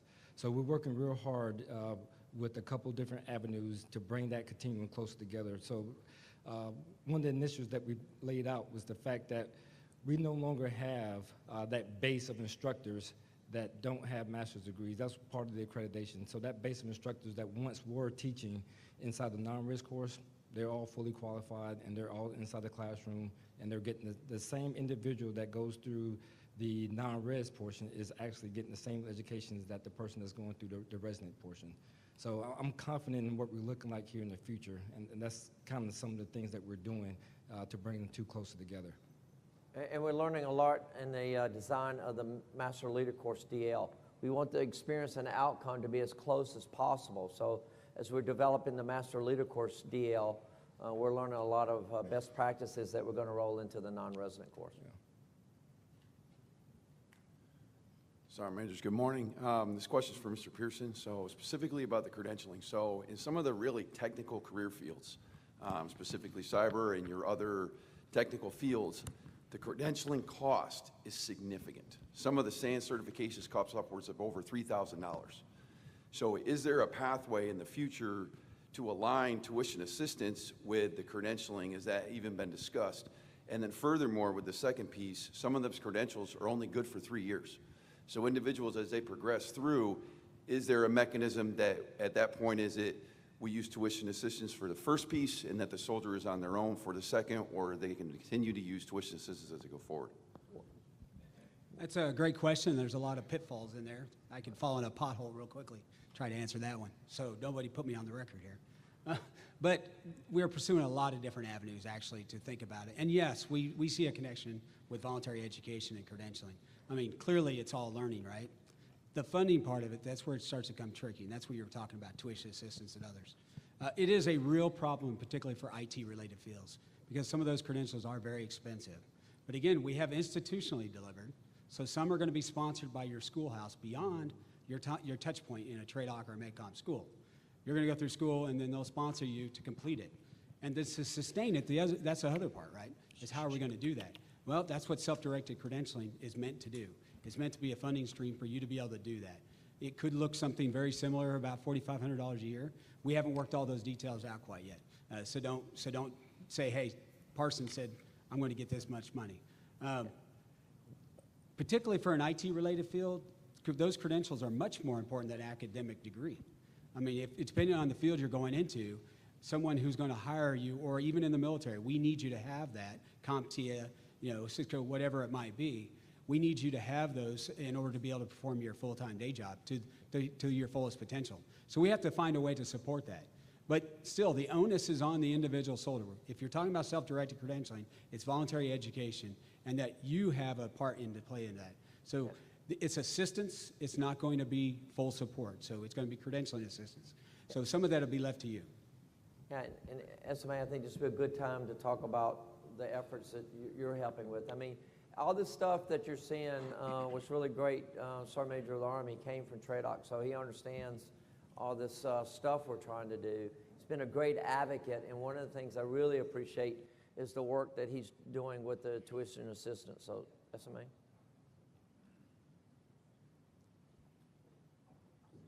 Oh, all right. I'm moderating the SMA. Good. Ladies and gentlemen, first of all, that's pretty loud. So actually, I was working that just this morning. As a matter of fact, the reason why I wasn't here is because I was in the congressional breakfast. And Joe won't get into the upper level talkings of it, but I will. So my goal is to get tuition assistance, credentialing assistance to be equal in almost all cases where possible. And of course, Joe Parsons talked about some of the limitations of that and some of the restrictions. Currently, right now, the laws that govern the use of tuition assistance prevent us from using federal assistance dollars to pursue credentials that are not fall under a nationally or regionally accredited school. And we're working with OSD and our great congressional leaders actually to figure out how we remedy that. This is an initiative all the way through the administration and many members of Congress who want us to come up with a viable credentialing program because they know the values, the true values of credentials in America today. And we're moving it forward. But it is difficult. It's very complex. I can tell you if you've been in some of the meetings, we worked this almost every week for the last 6 to 7 months. And we have a working group now where the Secretary of the Army has directed myself and the ASA for MNRA, Mr. Hiroho, to put together a pilot program for a credentialing initiative in the United States Army, and he has promised to fund that program. So we're working that initiative now. Simultaneously, we're going to work, we're requesting OSD through the Secretary to help us with a Department of Defense-wide credentialing program that we feel as the United States Army, and I know that many of the other services as well need. I was just talking to some of our congressional staffers today about that issue. As a matter of fact, they asked me where I was on it, and I said that in the long run, we're probably going to need some legislative help in order to change some of the laws that govern the use of tuition assistance that predate all of us. The original laws all the way go back to 1965 public law. So there was never any intent to segregate credentials from traditional education. There just was not formal structure in the U.S. at the time, and some of those things have to be updated. But I can tell you there's a lot of people well vested in this. We've clearly articulated the value of credentialing for a long-term sustainment of the all-volunteer force and what is right with regards to taking care of our soldiers as while they're both in as a readiness requirement, as Mr. Parsons described, things like plumbers, electricians, but you can think of the multitude of credentials that would assist our military mission, both in the United States and when we're deployed, but also ensuring that we can raise or lower the unemployment rate of our soldiers as they transition back to civilian service. Good questions. All right, who's got the next one? Don't be shy of the microphones. Yes. So I have a question on DLC. When we talk about the delivery mechanism and the access, not necessarily at the point of need, but I refer to it as the point of want, which is even higher risk to make sure we have soldiers that have access to the content, okay, where they need access to be, specifically with Compo 2 and 3 soldiers, okay, so is it going to remain behind the CAC firewall? Can they access it without that and just only CAC for a test? So what is your vision for a future for access to DLC or other distributed learning content when it comes to our PME? Yeah, so right now it's going to remain the same. Underneath ALMS, underneath the ARM system, that's the delivery platform that we're using to deliver DLCs. So that CAC wallet is still going to be in existence. Yeah, because you have to, at the end of the day, when it comes to that formal test that they have to have in the examination, there's no other way around it. So I just want to clear up some misperceptions about CAC firewalls and access to content or for soldiers, regardless of compo. There isn't a major university in the U.S. that doesn't require you have an access card to access their academics. My son does it at his university right now. He's required. Actually, when we did a study several years ago when I was a trade ops arm major, Carnegie Mellon looked at our online delivery and said it was the model for U.S. delivery of online teaching. And they were going to adapt to that. You can get on any computer that can work on the internet today that's past, I think, Microsoft 10. 8, yeah, and buy a CAC card on Amazon for a CAC card reader on Amazon for $3 and get on there. I have a netbook I bought in 2003 that still works perfectly fine. So I would challenge anybody who says they can't get on the Army network and now CAC card reader. But I'm sure that any soldier that goes to their chain of command and requests a CAC card reader and says they want to do work at home, I don't think they're going to be denied that. So I think we have to get beyond that. That brings us many things. One, legitimacy of our program that helps us accredit because we can certify that the individual who's actually taking the test is the individual. Now there are some, I get it, you can give someone your ID card, but it is accredited through the use of that CAC system. So it's not just a firewall to protect people from getting in there and messing with the content, but it also brings legitimacy to the program. And I think we're in a day and age now where you can get access via CAC card pretty much anywhere. I mean, my personal computer's at home. Now I get it. I'm the Sergeant of the Army. Every single one of them's got a CAC reader on it. The keyboards have CAC readers on them. So it's pretty simple to do. I would challenge that CAC card is not our limiting factor. Now, devices are. I know what you're going to say, Sergeant Major. And I'm an advocate of every soldier has a device. Actually, PEO soldier is moving towards that. They showed me a prototype the other day. And that's still in the future, obviously. That's a funding requirement that would require it, but we're getting to that day and age where not just for the use of educational, institutional work, but also our operational need, certain devices that would enable those in the future. But Dave, did you want to comment on access? Yeah, go ahead. Hey, just one more. So I'm very pleased that what I'm hearing is that I don't think there's an access problem that we do not need to, but I hear across as I travel around that I want to be able to deliver it on my iPhone or whatever. I don't think that's the way we need to go. Okay, so, and I think what the SMA was talking about is having a device is probably, and I know the initiative moving forward that is probably where we need to go is everybody has access to a device, okay, not necessarily that the content's delivered to their individual device that I call the point of want rather than necessarily a point of need. So, Acknowledge about the point of want. Right now we have a web-based system. We are looking at an app.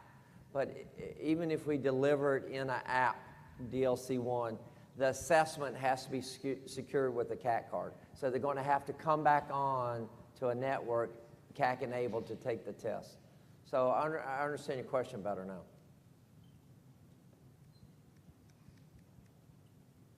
Next question. Sergeant Major Davenport, there's been obviously a lot of changes with NCO PDS. What's going on? Where was Compo 2 and Compo 3 in the conversation as these developments have been made, and what do you see as the future for the One Army school system? Well, I think I saw Sergeant Major Copeland early, and Sergeant Major Spalding's already asked a question. They, Compos 2 and 3 has been with us from the very get-go.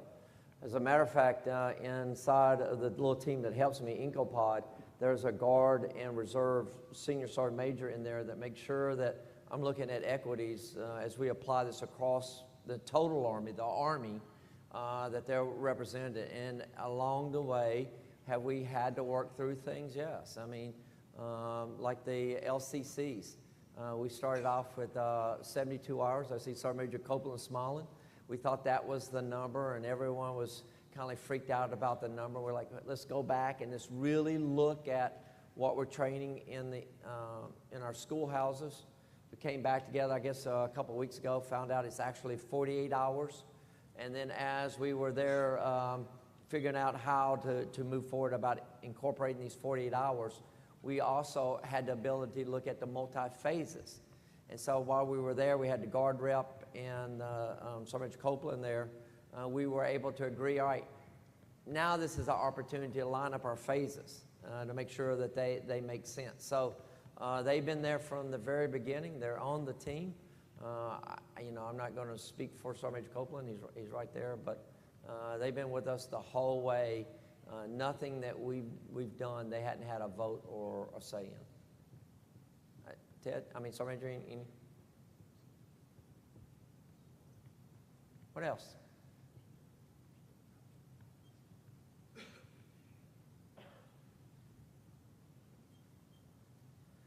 So, Major, I had a lot of conversation before you got here. I don't know what you did to the crowd. I don't know. Yes. So just want a discussion point. So Army Medical Department has been into the credentialing for a little while. Several MOSs, actually are, some of which are licensed, some are credentialed to do what they have to do within the, four walls of what Army medicine brings to bear. Sometimes the four walls can be competing with what I think we're really striving for. So what I talk about all the time in Army medicine, and I actually talked about this a little bit last year at this forum, we must be very careful and defend our language and our execution in terms of the capability aspects of warfighting that we need these things for. Sometimes this stuff can grow legs on you. Let me give you a quick example. Several months ago down in our medical education training campus down at Fort Sam Houston, Texas, Joint Base San Antonio, tri-service operation down there. We're trying to figure out how we can co-locate, collaborate, consolidate courses, for better synergy relationships, how we're going to be fighting jointly on the battlefield in the future, how we can be less confusing for our industry partners so that they appreciate us better, give us jobs when we retire, ETS, etc. Sometimes this stuff can grow legs on its own in this kind of scenario. Our physical therapy techs, there's a discussion down there about, well, we need certain NCOs to have a bachelor's degree to be a physical therapy tech so they can come to the medical education training campus and train and educate up to the credential of an associate's degree for a physical therapy tech. That language got into, well, we need it because we've got to have third-party collection coverage for standard of practice within, the standard of care across the United States, which kind of takes you away from what we need certain things in combat for. Now, I'm all for when somebody says, well, if we credential somebody because it gives them a higher capability when we're deployed, they can be an independent practitioner. That sort of thing is good, and I think we keep the conversation around that. But I just want to, we're certainly going down the right direction, absolutely. We just have to keep our vision very broad, because sometimes industry, sometimes maybe through unintentional consequences, we find ourselves in corners now where we're defending ourselves, like I had to a couple months ago, saying, look, I don't really care about third-party collection because that's what our industry does in terms of a money-making profit in civilian healthcare.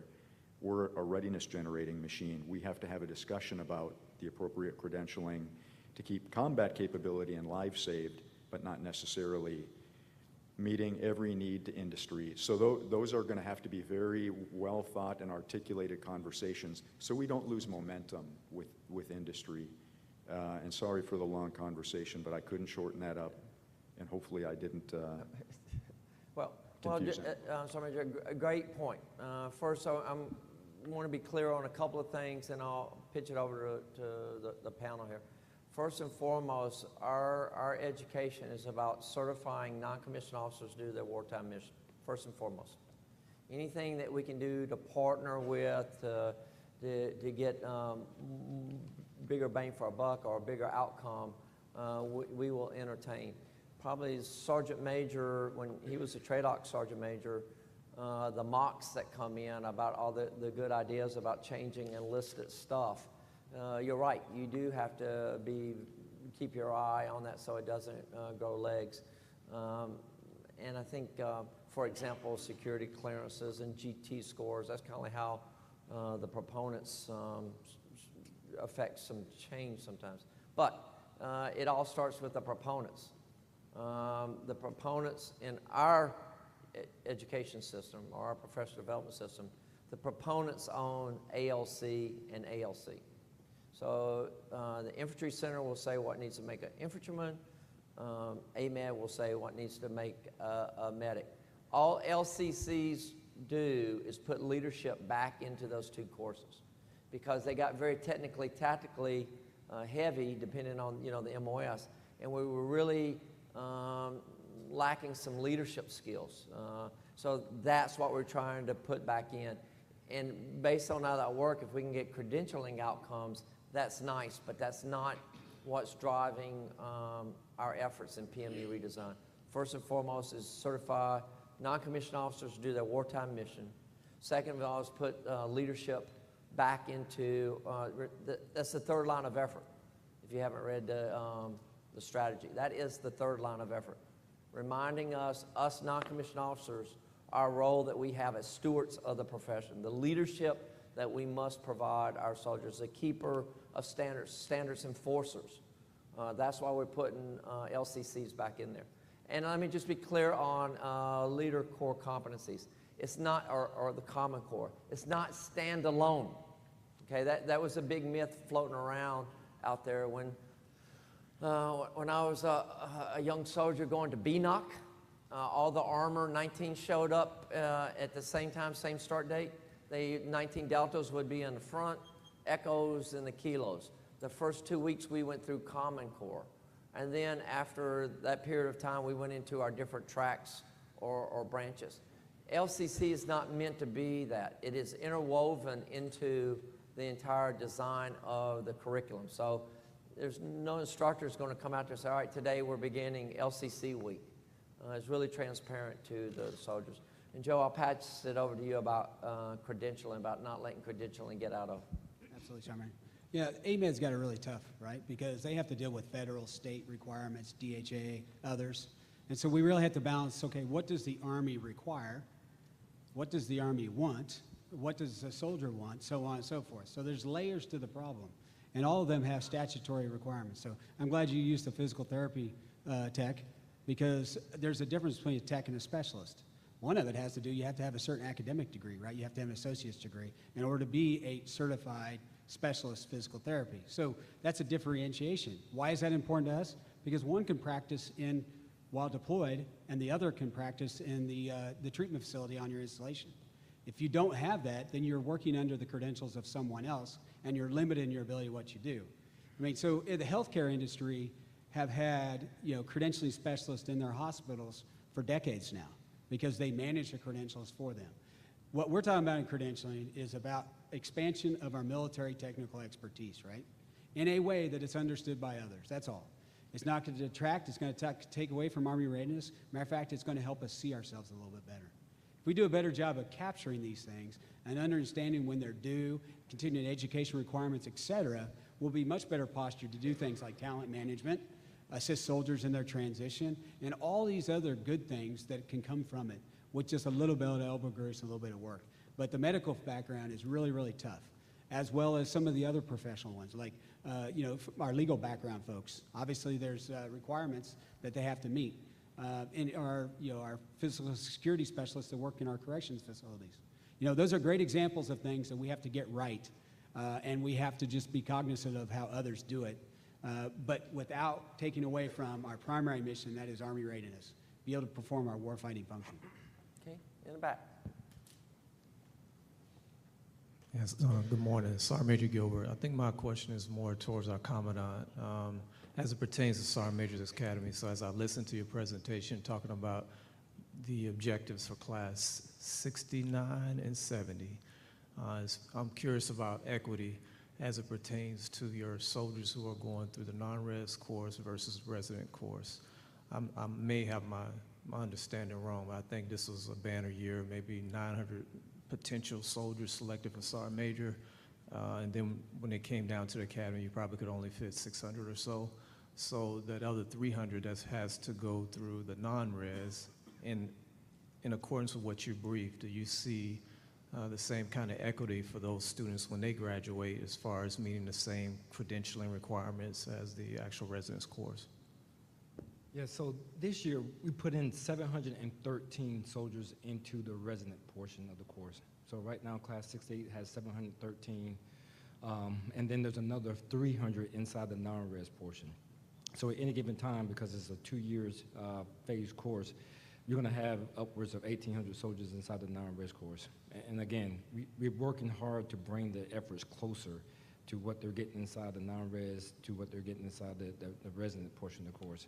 We're not quite there yet, but there's still a lot of work to be done in terms of academic equivalency and evaluations for the non-res portion of the course. It's definitely come a long way. I hope by the end, and I hope it's not a method, but I hope by the end of FY18, we're at that point to where if an accreditor comes down and evaluates the non-res course, they're getting the same equivalency for the resident course as well. So the evaluators and the ISI workers are working hard to get to that point. Does that answer your question? If I can comment too. So yeah, I'm going to be very forthright and honest. Of course, the institutional experience is going to be, there's many benefactors to that than an online experience. And we want to send everybody the institutional requirements. It is not just the seats at the schoolhouse that limit that in most cases. Actually, the primary reason why we do non-res is because of operational need. It's the first and foremost. So many of them select or have to select the non-resident course based upon enduring requirements that our Army has to face every day.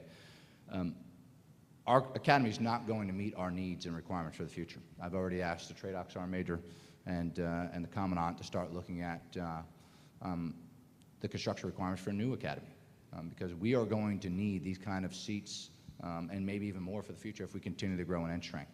Okay, so those decisions still need to be made, but decisions that we are making with regards to how we manage talent at the very seniors levels are going to require the increased numbers of individuals to attend the CUSASMA each year because we're working an up and out program right now for E9s that's not backstopped by RCPs but by true talent-based selection.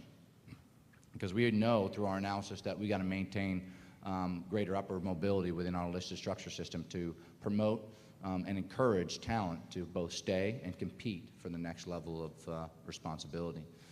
So the intent should be to send a larger number of individuals there based upon the requirements to select just the best from future boards after their E9s.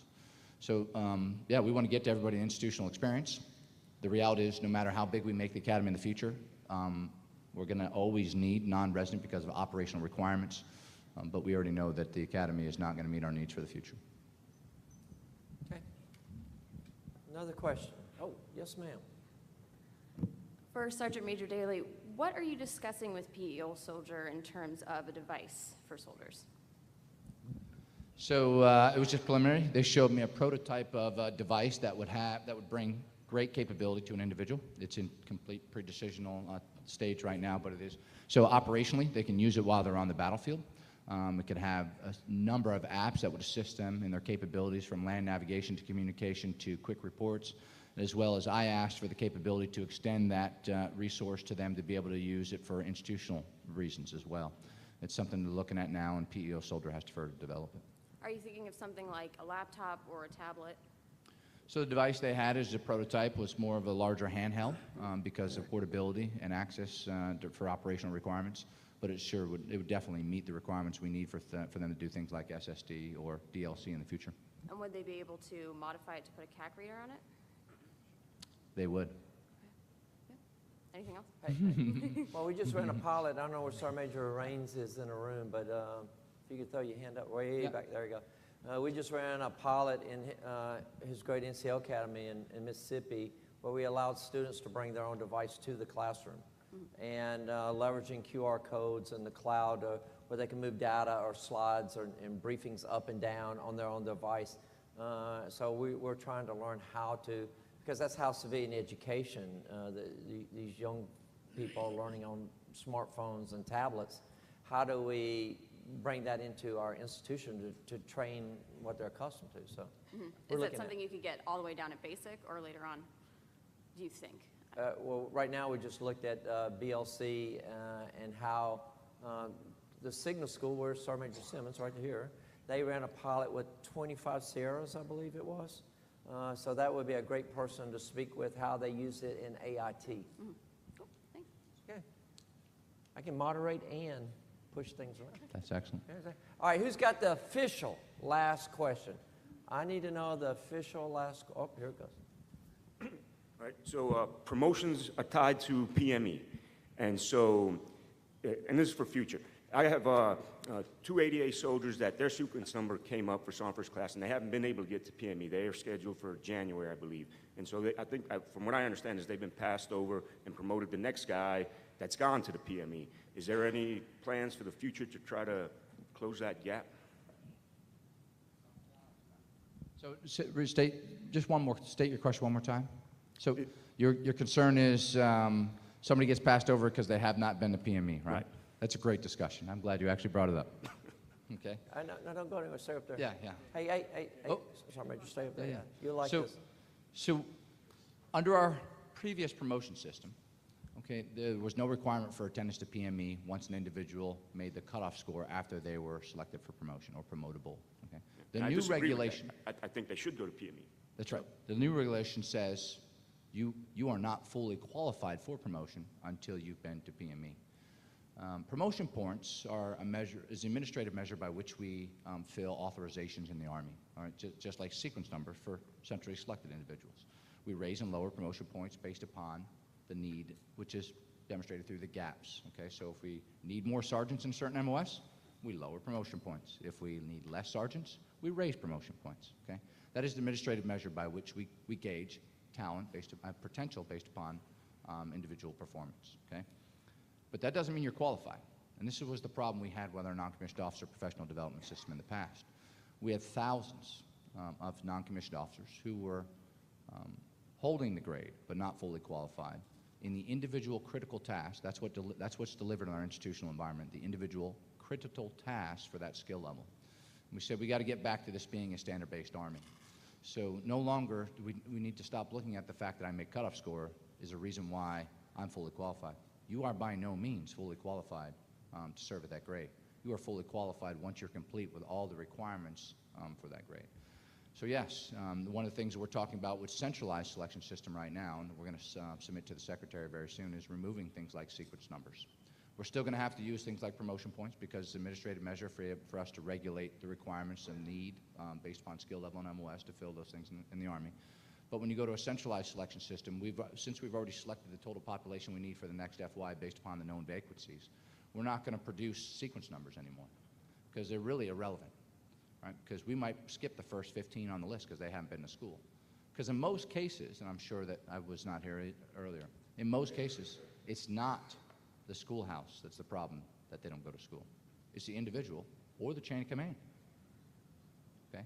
And the Army is not going to be at fault for disadvantaging that individual because the Army has produced enough training seats for each of the skill levels of MOS to meet the projected requirements for the following FY. That's what TRADOC's job is to do. To include, they trap up against all three components, okay? So what we have to do is communicate to our young soldiers that is no longer the promotion system of the past. The new promotion system says you will go to school, and until you go to school and complete it successfully, you are not fully promotable. And if you want to talk about some of the language we're going to change, Sergeant Major. Yeah, I don't need a mic.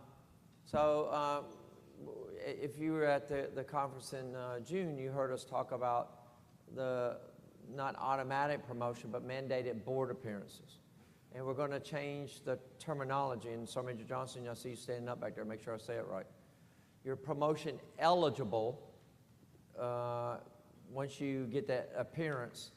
And it's telling you got to do your SSD and or DLC and your brick and mortar class. Then you become promotable and go on promotion list. Did I say that right? Okay.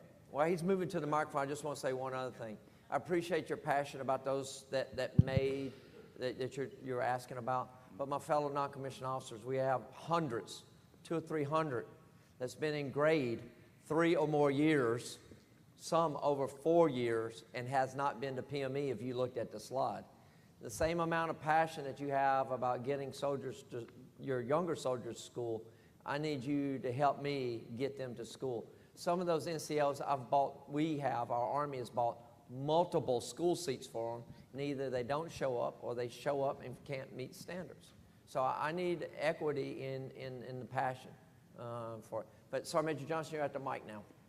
Roger, Sergeant Major. So one of the things that's being staffed right now through the actual staffing process, what we talked about at the set list out in El Paso was we had an X amount, thousands of soldiers that are time in service and time in grade that meets that part of the requirement. But the other part of the requirement is the PME, okay, and board appearance.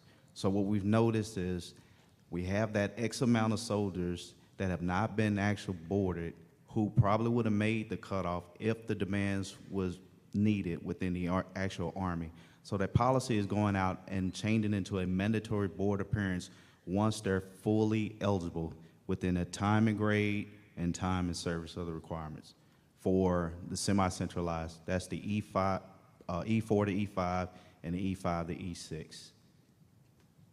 And then they become promotable. And then they become, Roger, Sergeant Major. Once they knock out the brick and mortar and their DLC. Absolutely. That's when they can start saying they're promotable. So I just want to make this clear. This is not automatic promotion. Right. The promotion authority for decentralized selection, the sergeant and staff sergeant, is the battalion commander and sergeant's major. The problem with our Army is most of those decisions to not send somebody to the board are not being made at that level. What we're saying is the individual will be presented to the promotion authority. That doesn't mean they have to pass them. That doesn't mean it's automatic promotion, all right? And they don't have to go if you've done the right administrative measures to counsel them by flagging them or barring them if they are not eligible, okay? What we do know is we have thousands of eligible soldiers that are not flagged or barred or have not been counseled on why they're not being promoted or are not being presented to the board, and that is not an option.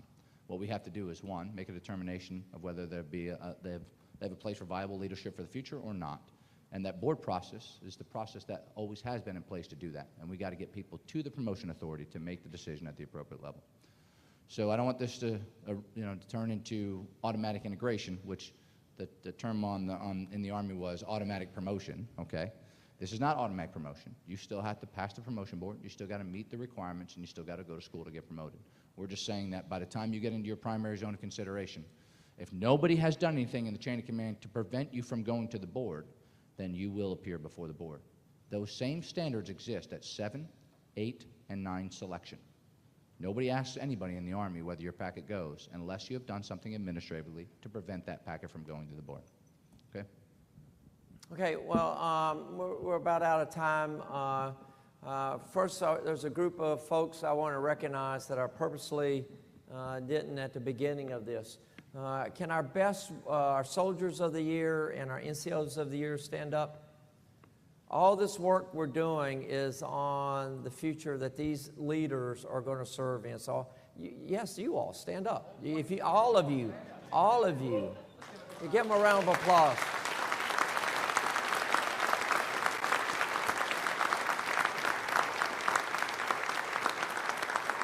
And then a special acknowledgement thanks to Sergeant McCarthy and Specialist Ham. If you could stay standing up, if you didn't know, this is our non-commissioned officer of the year and soldier of the year. How about a round of applause for them?